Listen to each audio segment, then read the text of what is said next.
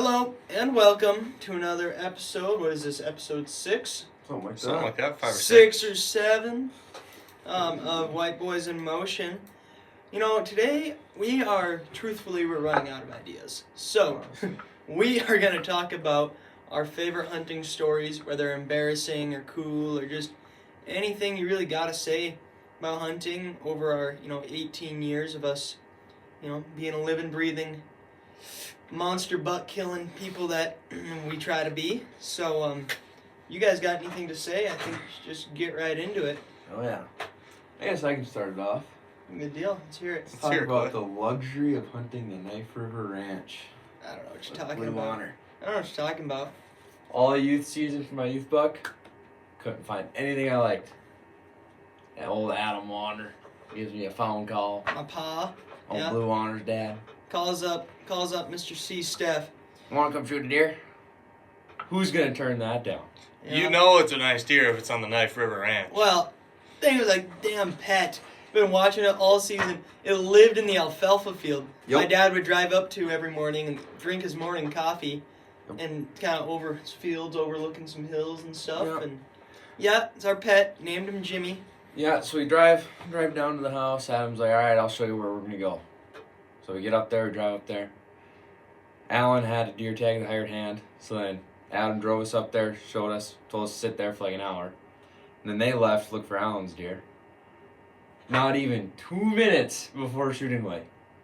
Oh, Dad looks at me. There's a nice one down there. Put my binos on. I'm like, huh, it's a good one.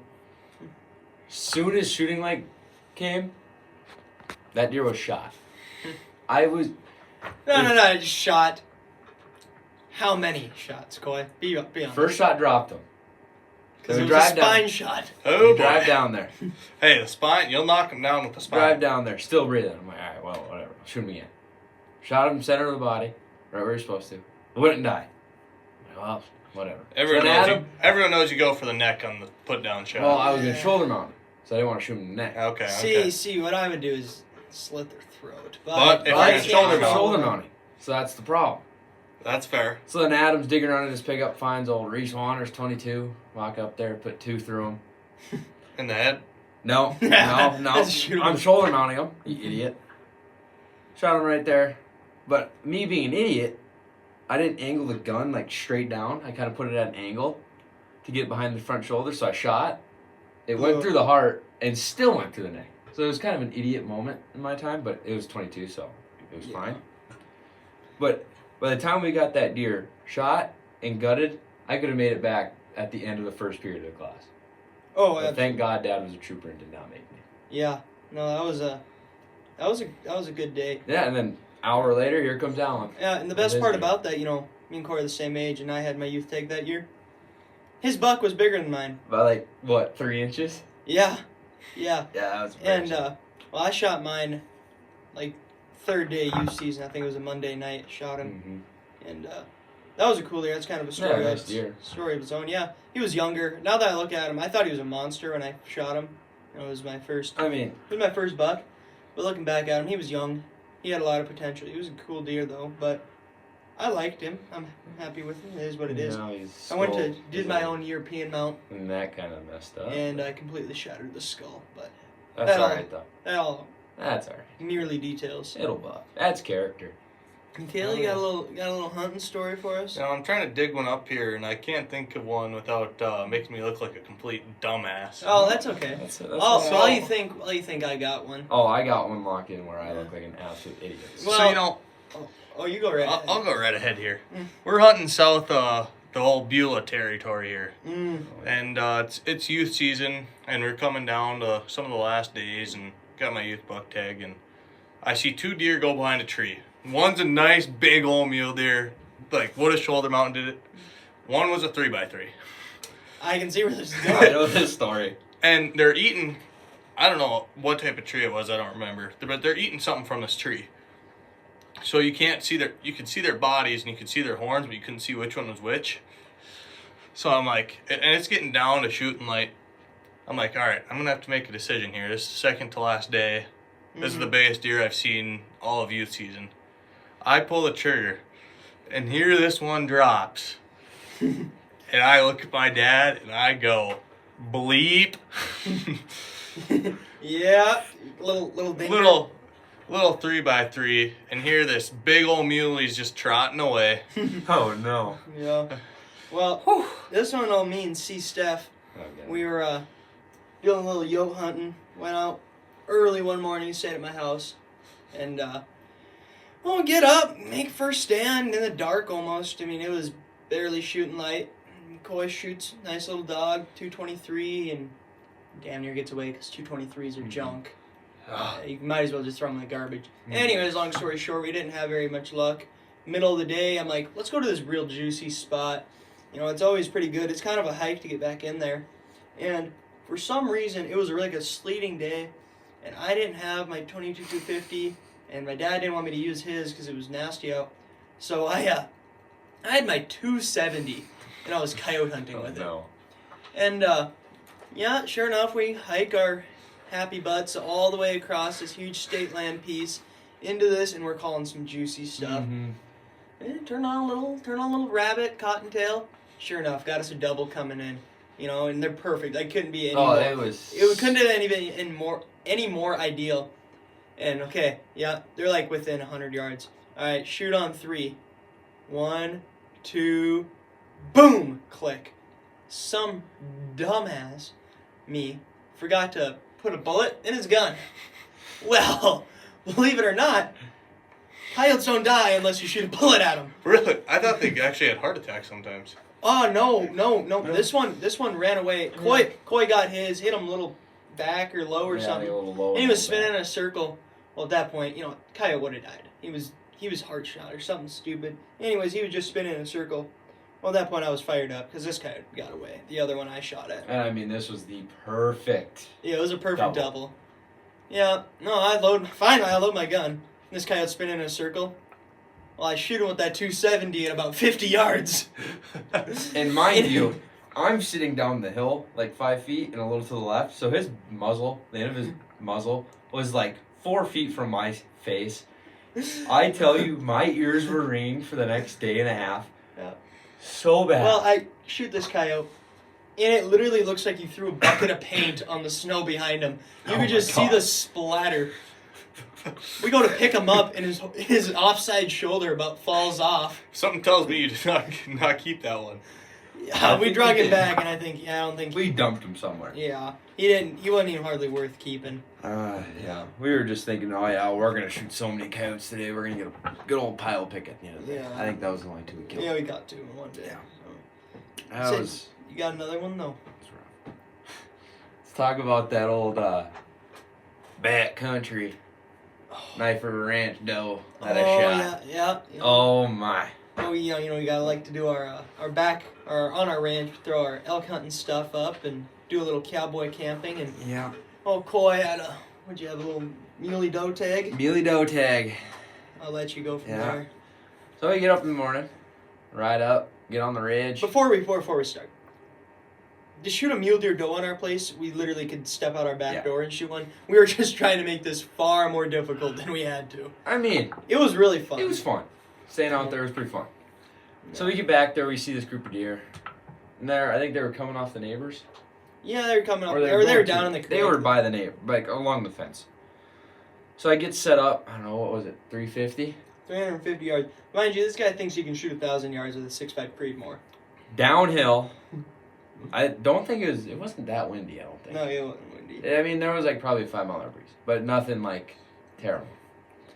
So I get set up, I get comfortable. All the time in the world. Shoot this deer. Hit her way too far back. You see her guts hanging out. Just see her guts hanging out, and I'm like, oh no. I'm just like contemplating my life.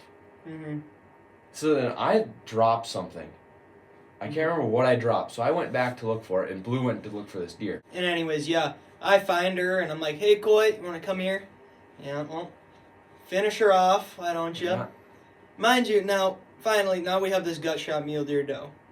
We drag her down, and our good friend Jim Miller is with us. A.K.A. Will Rag.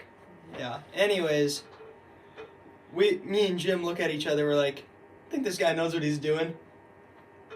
Not Absolutely not. Not a prayer. This is my first. Growing up, my dad he didn't never gut a deer. Hates doing it. So I never was taught how to gut a deer. I can't. I can't admit. That didn't make any sense. Your dad doesn't like to do it, but you never had to. No, Dad doesn't gut his deer. Oh. He'll take the back straps, the front shoulders, and the back shoulders, and then he's got some weird way how he gets the tenderloins without taking the guts out. Don't know how he does it. Mm-hmm. So I've never gutted a deer in my life. Never really seen it done. But you can't admit that when you're out deer hunting. Never. You can't admit that. Because if you admit it, you're getting flamed. Yeah, Mike Coy, you know what you're You've doing? never gut a deer. You know what the you're hell doing? are you doing? You know what you're doing? Yeah, I know what I'm doing. Yeah, I know what I'm And doing. if you've never done it before, you are so lost. You don't even know where to start. Lick what I was doing. Well, anyways. I know I like to skin it, like the hindquarters and stuff. But this gut shot deer, I don't know what was going through my mind. But I was just lost. Because I'm there's this giant hole. And for some reason, I'm trying to skin around this hole. I don't know why. Anyways, Just butchered this deer. by the time we got her done, she looked like a grizzly bear attacker. Yeah, it was It rough. didn't even look like a deer anymore. No. So now, as we're gutting it, we had Will walk back and go get the ponies, our horses. We're gonna pack this deer out. Well, the panniards, Oh, yeah, I remember this now. the panniards on our saddle, on our horse, one of the straps slid back, caught on the brush and slid back as we're leading these Came a horses flank. out. Came a flank. Flanked that horse, just bucking all over the pasture. There goes the back straps. There goes the front quarters. Just strewn across the prairie. Yeah, nothing was piled. It was everywhere. And now the horse is losing his shit because the stuff is flying off of it. Bloody meat. The horses is running right at us. Yeah, we ended up getting him caught, fixing it. And it all worked out in the end. Yeah, Did you end up getting your meat? We had, I don't think we lost any meat. We didn't even use it. We had everything in game bags. Yeah. For some reason, we decided to take the head of the deer. I have no idea why. Well, it must have been CWD or something. No. We did it because we didn't keep proof of sex. So we kept the head. Yeah. It's so I stupid. don't know why. So Yeah. dumb. Because I'm pretty sure he ruined this proof of sex when he tried to No, get you it. have to keep the head on a doe. Yeah, you do. Yeah, you there's do. a tag. You have to tag them through the year, so you had to keep the head. Yeah. Montana, you don't have to keep the head. Hmm. You can keep the head. That's Yeah. yeah. There you go. Yeah. Anyways, Oh. so yeah. Yeah, and then we got back to the house, loaded all my meat in the cooler, got in the minivan, drove home. Mm-hmm. Great hunting rig. All right. Well, I'll pick up here. I got a story. It's not even about me necessarily, but this past year was we had 5 buck tags and 1 doe tag through our family or extended family. You know, Mhm. we don't party hunt, but we all hunt together, and so we're it's evening time, and we're driving around looking for some deer because my family owns quite a bit of land up north of Elva, and we haven't seen very many bucks. We've seen a few does, but the plan was to wait for a doe till the last weekend. That way, in case something would happen, we had a doe tag. So we're driving around, and pretty soon here, me and my cousin are driving around, and my uncle calls, and his son was the one that had the doe tag. Hey, Mason got his doe. Can you come help us load it? So we're like, oh, I thought we were waiting until the last weekend, but yeah, we'll go over there and help him load it. And we walk up to that deer, and I shit you not, my uncle keeps their dog rides with in the back seat, because they can't leave him home alone. He'll tear shit up. Mm-hmm. So he's riding in the back seat. This deer is smaller than the dog. Shot a fawn. Shot a yearling. Oh, no. And I walk up to this deer and I look at it, and I just start laughing. So here comes the story. They needed help loading that thing up. I couldn't have weighed more than 50 pounds. No, way.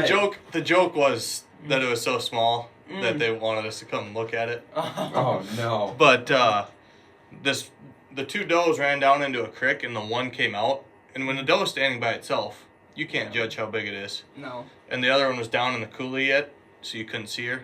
They shot the yearling. Mm. Then the mama doe ran out, and yeah, just one of those. That's That rough. doe you It shot was- with your bow this year, she was a hog. That sucker was a hog. Yeah. There's a pig. Bingo 20. Yeah, bingo 20. Bingo 20. My story happened this fall here. I was hunting with Jim Miller and Jim Miller's cousin and one other guy. Can't remember who. There's 4 of us. No, it wasn't Hank. Maybe it was just us. I think it was just you 3. Mm-hmm. Old Jim Miller and his I know cousin. what story this is already. Yeah. So no, we were with Cash Lorenz. Oh. There it is. Ah, There. iconic. Yeah, good guy. Anyways, like, let's do a little pheasant hunting. My uncle's got some land over there by New Salem, and we're like, let's do a little pheasant hunting. All right, sounds good. You know, being the responsible person I am, like, everyone got a license, right? Because we're not kind of a long ways from home.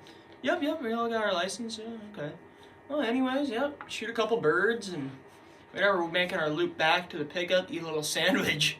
And sure enough, game warden drives by, and we're walking. I'm like, everybody got your licenses and stuff, and Will and me and Cash were like, yep. And I see Dylan on his phone while we're walking.